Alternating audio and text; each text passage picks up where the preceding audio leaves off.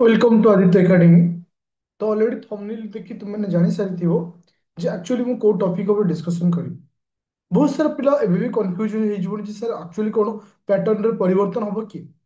देखो, मु तुमको नुआ जो पैटर्न आसीछि 2022 रो एग्जाम 23 रे गोटे हेतिला, 23 रो एग्जाम 24 रे हेतिला। ए दीटा जाको एग्जाम रो जो नुआ पैटर्न रे डिफरेंट रहिछि।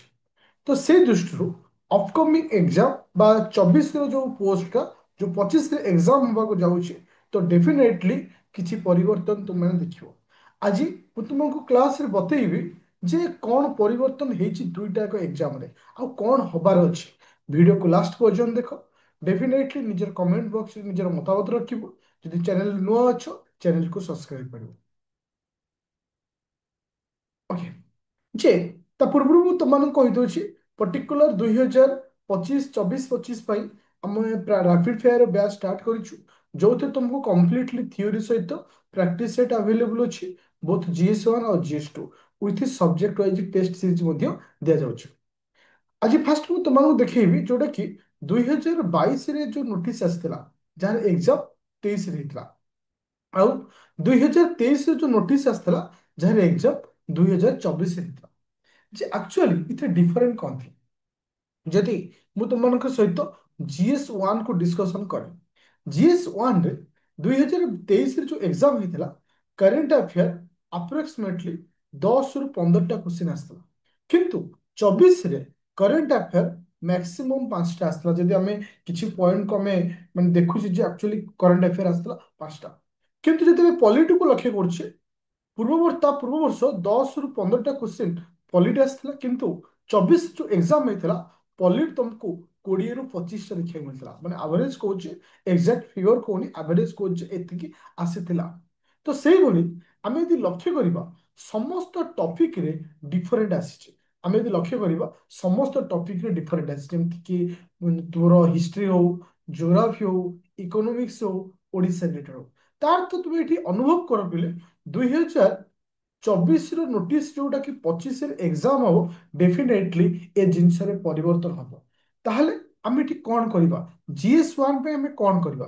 ମନେ ରଖ ପିଲେ, ଯେତେବେଳେ ଗତ ବର୍ଷ ପିଲା ଲାଷ୍ଟ ଇୟର ପିଲା ଏକ୍ସାମ ଦେବାକୁ ଯାଇଥିଲେ, ମୁଁ ତ ଗୋଟିଏ କଥା କହିଥିଲି, ତୁମ ସାଙ୍ଗରେ ତୁମ ଥିଓରି ଯାଉଛି। ଯାହାର ଥିଓରି ଯେତେ ଷ୍ଟ୍ରଙ୍ଗ ତାର ସେତେ ସକ୍ସେସ୍ ପାଇବାର ଚାନ୍ସ ଅଧିକ ଅଛି। ମନେ ରଖ ପିଲେ, GS1 ରେ କୁ କ୍ଲିୟର କରିବା ପାଇଁ ହେଲେ ତୁମକୁ ମୁଖ୍ୟ 3ଟି ପଏଣ୍ଟ ମନେ ରଖିବାକୁ ପଡିବ। ନମ୍ବର 1 ପଏଣ୍ଟ ହଉଛି କମ୍ପ୍ଲିଟଲି ଥିଓରି। ଓଭରାଲି ହଉ ପଛେ ସମସ୍ତ ଥିଓରିକୁ ତୁମେ ପଢିବା ଦରକାର। Polity, geography, economics, history, current affair. Current affair ତ ଅଲରେଡି ତମକୁ ମାନଙ୍କୁ ବ୍ୟାଚରେ ଦିଆଯାଉଛି। ଯଦି ତୁମେ କନଫ୍ୟୁଜନ ହଉଛ, ONLIS ର ମାଗାଜିନକୁ ମଧ୍ୟ ଫଲୋ କରିପାରିବ। Odisha history, Odisha geography, Odisha current affair, ଏତିକି ଜିନିଷ ଯଦି ଗୋଟେ ପିଲାର ଅଛି, ପୁରା ଥିଓରି ଷ୍ଟ୍ରଙ୍ଗ ଅଛି, ମୁଁ ଆଜି ଲେଖିକି ଦେବି, ସେ ଡେଫିନେଟଲି ପ୍ରିଲିମ୍ କ୍ଲିୟର କରିବ। ଏଇଟା 100% ମୋର ଗ୍ୟାରେଣ୍ଟି। ଦ୍ୱିତୀୟ ପଏଣ୍ଟ ହଉଛି ମିନିମମ୍ ପ୍ରତ୍ୟେକ subject wise polity, geography, economy ସମସ୍ତ ସବଜେକ୍ଟ ୱାଇଜ 200 ଲେଖା MCQ ତାକୁ କରିବାର ଅଛି। ତାହେଲେ ସେ ଜାଣିପାରିବ କୋଉ ଟାଇପର କ୍ୱେଶ୍ଚିନ୍ ଆସୁଛି। ଆଉ ଲାଷ୍ଟ ପଏଣ୍ଟ ହଉଛି ଆଟଲିଷ୍ଟ 3ଟି ଟେଷ୍ଟ ଦେଇଥିବା ଦରକାର, ସରି 10ଟି ଟେଷ୍ଟ ସିରିଜ ଦେଇଥିବା ଦରକାର। ଫୁଲ ଲେନ୍ଥ ଟେଷ୍ଟ ହଉ କିମ୍ବା 50 ବାଲା ହଉ, ଆ ଦ୍ୱାରା କ'ଣ ହବ, ତାର ଟାଇମ ମ୍ୟାନେଜମେଣ୍ଟ ସେ କରିପାରିବ ଯେ ଆକ୍ଚୁଆଲି ଏତିକି ସମୟ ଭିତରେ ମୁଁ କରିପାରୁଛି ନାହିଁ। କାରଣ ଟେଷ୍ଟ ସିରିଜଟା ତୁମକୁ କେବଳ ଟାଇମ ମ୍ୟାନେଜମେଣ୍ଟ ଶିଖାଏ, ନଥିଙ୍ଗ ଏଲ୍ସ। ବହୁତ ସାରା ପିଲା କହିବେ ଯେ ସାର୍ ଆମେ ଟେଷ୍ଟ ସିରିଜ ଦେଇଦେଲେ ପ୍ରିଲିମ୍ କ୍ଲିୟର ହେଇଯିବ। ଏଟା କେବେ ବି ନୁହେଁ।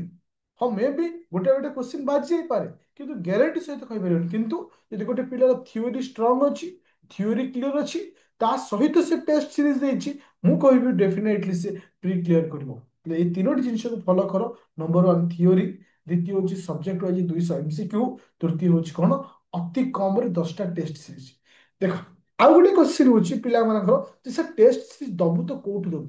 ମୁଁ ଆଜି ଗ୍ୟାରେଣ୍ଟି ସହିତ କହୁଛି, ଓଡ଼ିଶାରେ ଯେତିକି ଇନଷ୍ଟିଚ୍ୟୁଟ ଦଉଛନ୍ତି 80% ଇନଷ୍ଟିଚ୍ୟୁଟ ବଡ଼ ବଡ଼ ମାନେ UPSC ଇନଷ୍ଟିଚ୍ୟୁଟ ଠାରୁ ଟେଷ୍ଟ ସିରିଜ କିଣିକି ଆଣିକି ତମମାନଙ୍କୁ ଦଉଛନ୍ତି।